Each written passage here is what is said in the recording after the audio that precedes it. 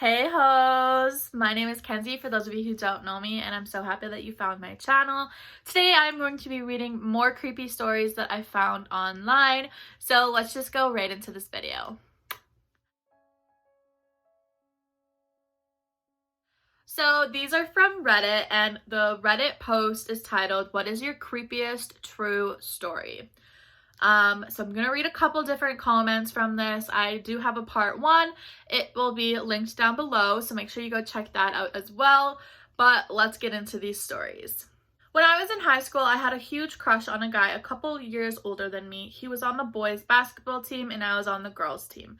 I would always try to get him to play basketball with me at our town's outdoor basketball court. He usually declined.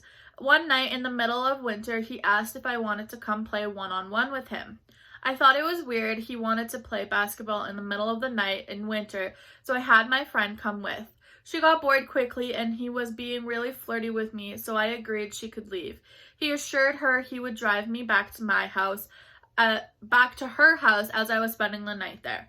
About 30 minutes later, I'm freezing and ask him to drive me back. We get into his car and he tells me he has to warm the car up before we can go. He's on the phone for about 10 minutes and we are sitting there in silence. Out of nowhere, he starts he starts telling me about his sexual fetishes and how he gets off on physically causing other people pain. He said that no one really knows the real him, and if they did, it would scare the living shit out of most people. I'm starting to get uncomfortable at this point and ask if we can leave. He pulls out of the parking lot and starts driving the opposite direction of my friend's house. We live in a small town and he drives about 5 miles out of town and turns onto a gravel road. He tells me he's going to take me to meet some people he thinks would really like me. He then tells me I seem like the type of girl who would like being submissive to a bunch of men. And he wouldn't have to make me beg for it. So I'm getting really freaked out and scared at this point. I'm looking for my cell phone and remembered I had left it at my friend's house to charge. I start asking him questions to distract him. I'm finally able to get my hands on his phone when he stops at the shack. I'm in the middle of nowhere. He isn't aware that I have his phone at this point and tells me to get out of the car because his friends are waiting inside and he doesn't want to make them mad. I dial 911 and tell him if he doesn't take me back to my friends, I'm calling the police right then. He looks really shocked and then starts laughing hysterically. He tried to convince me this was all a big joke and he wanted to see how I would react. I held the phone with 911 ready to go the entire ride back to my friends. Once he pulled in the driveway and I got out of the car, he rolled down his window and said, "I would really appreciate it if you never told anybody about this," and peeled out. I was 15 years old and should have called the cops, but I was young and dumb. That is terrifying. That seems like a murderer in the making. Like, that seems like a murderer's first victim type of vibes to me. Next one is, if you see this pop up, I'm reading them off of my computer. Year is 2002. It's late at night and I'm driving to my parents' house that's some way outside of the city, basically in the middle of nowhere. A truck cuts me off at an intersection on my way to the highway. I had the right of way and would have plowed straight into the truck if I hadn't slammed on the brakes. I honk the horn at him and gave him the middle finger, which I doubt he sees, and pass him as we get onto the highway. A little while later, I turn off the highway and notice the same truck turns the same way. The roads are smaller and it's dark, so I'm driving the speed limit and the truck catches up to me. He's getting uncomfortably close, and even though I started speeding, he just gets closer and closer. When the truck is like 3 feet from my rear bumper, I accelerated as fast as I can, and I get a couple 100 yards between us so I can quickly turn at the next intersection. He follows, I hit the accelerator, and turn again when the next intersection comes along. So I'm racing down these country roads that are barely wide enough for the truck, and this asshole is keeping up.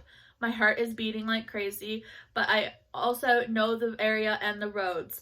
And as we get into roads that run through the woods, I turn off my headlights, drive like a maniac, and manage to turn an even smaller road without possibly seeing me take the turn. I can't keep driving because I know the road just goes to a cabin and ends there. So I come to a stop for a bit down the road and to the side so the trees will cover me, and I turn off my engine. Then I wait. After a while, I can see his headlights on the road that I turned from. He's driving slower now. He stops at the intersection and shines a flashlight down the road to where I am. He's looking at my direction for what feels like a minute, and I hope the flashlight can't reach... Oh my god. And I hope the flashlight can't reach all the way to where my car is. Finally, he drives away. I wait for 5 more minutes and then head back to the main road and continue to my parents' house. Okay, we will read a couple more. I was working in a convenience store, 19 years old, single mom. Luckily, this day I wasn't alone.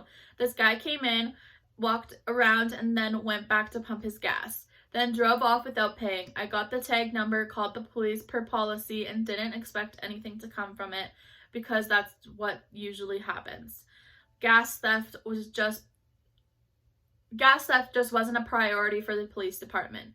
To my surprise, less than an hour later, an officer walks in and asks me to identify the guy, and I did.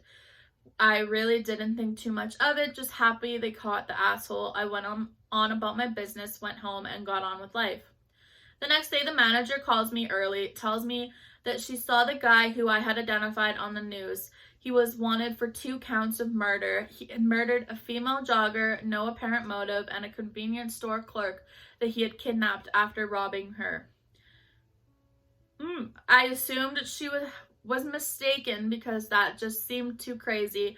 Something I did helping catch a murderer just seemed unlikely. Later that day, the officer came by and told me it was true, and he thanked me. Without the tag number, they may have never caught him until he had hurt another woman. She also told me that the reason the police caught him quickly was because the car was stolen. Then the officer told me the scariest part of all. Coming in and walking around the store is exactly the same thing he did before the robbery/kidnapping of the second woman he had murdered. I will never know exactly why he didn't rob me, or worse. I assume it was because my manager was there, which is unusual. I'm just grateful for whatever it was. This was early 2003, and I'm from a small southern city, so doubtfully it'll still be online. I will check. And then she did link an article to the murderer. Next story. This is my friend's story. She was sleeping in on Halloween morning.